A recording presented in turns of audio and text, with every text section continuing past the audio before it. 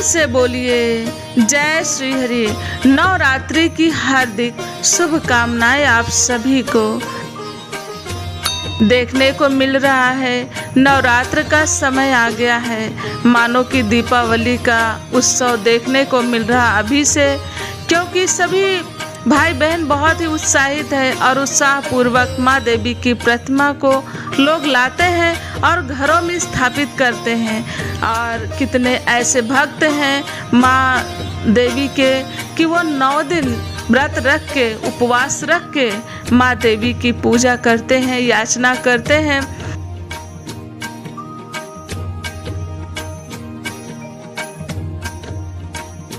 और माँ देवी उनकी समस्त मनोकामनाओं को पूरी करे जो भक्तों के हित में हो। हम यही प्रार्थना कर रहे हैं माँ देवी से। और वास्तव में सारे जगत में, पूरे संसार की बात मैं कह रही हूँ कि जो लोग देवी माँ की प्रतिमा को तो स्थापित करते हैं, लेकिन मन में भाव माता पिता के लिए अच्छे नहीं हैं, माता पिता की सेवा नहीं कर रहे हैं, माता पिता सेवा लायक हैं, उन्हें आपको ज़रूरत है। जैसा कि आप सभी जानते हैं कि जिस तरीके से आप बचपन में रहते हो, माता पिता की सख्त आवश्यकता होती है आपको। बिना माता पिता के एक बच्चों का जीवन सूना जीवन होता है। इसी तरीके से माता पिता को आपकी ज़रूरत बुढ़ापे में होती है। अगर आप उनकी बुढ़ापे में सेवा करते हैं, वृद्ध अवस्था में उनकी आप सेवा करते हो, उनका सहारा बनते हो, तो मानो कि आपने देवी माँ की प्रतिमा को घर में स्थापित नहीं कर पाए हैं, तो भी माँ देवी की कृपा आप पर स्थापित करने से कहीं ज़्यादा आप पर बनी रहेगी।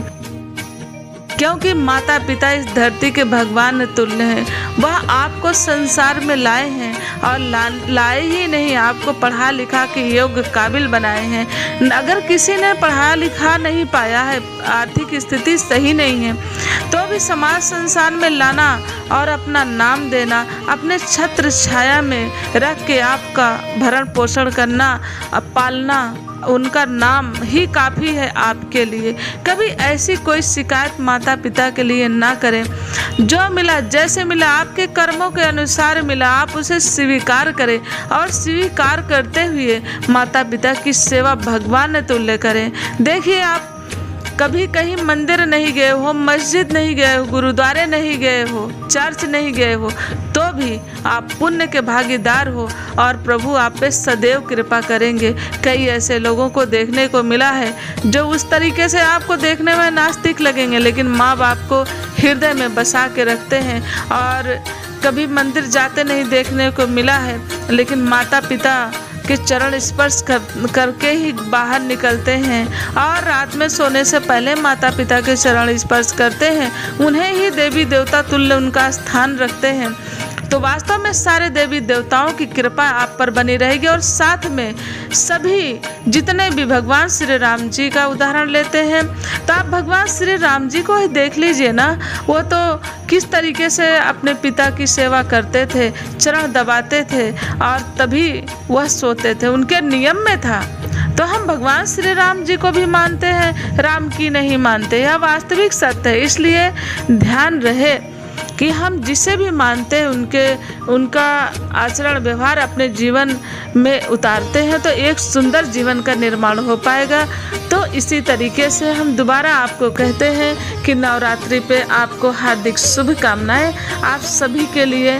और ध्यान रहे कि घर परिवार समाज की सेवा आपके जीवन में ऐसे शामिल हो जैसे खाना पीना सब कुछ आपके जीवन में शामिल है। उसी तरीके से देश हित के लिए, परिवार के हित के लिए और माता पिता की सेवा करते हुए और सभी के हित की भावना रखते हुए आप जीवन की यात्रा तय करेंगे। वास्तव में आपका जीवन इतना सुंदर होगा, इस संसार में आना आपका सफल माना जाएगा और वास्तव में आप वास्तविक खुशी महसूस करेंगे। इंसान खुश तो दिखता लेकिन खुश नहीं रहता है।